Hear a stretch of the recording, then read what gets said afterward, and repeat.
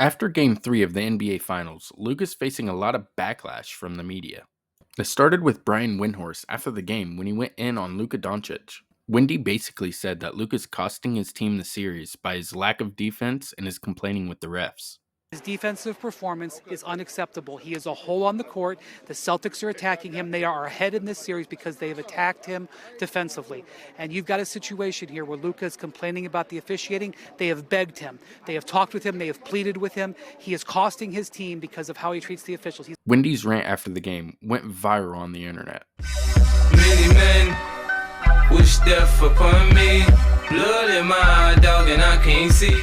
But I think the rant might have been a little too harsh. Is Luka bad with the refs? Yes, absolutely.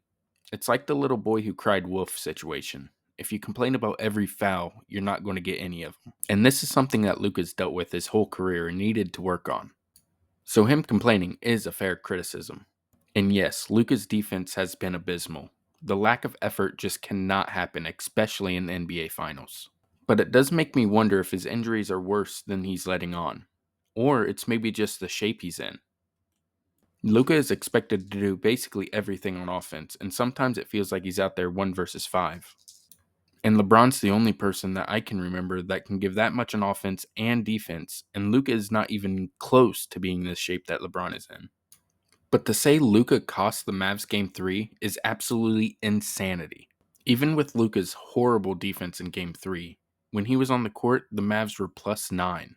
And in just the 10 minutes that Luka was off the court, the Mavericks were -16 points.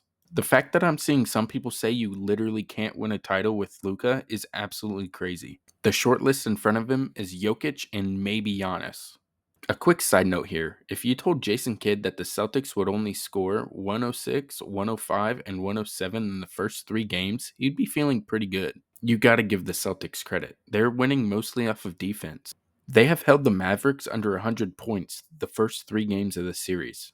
Besides the final 2 regular season games, the Mavericks were only held under 100 points 5 times in 80 games.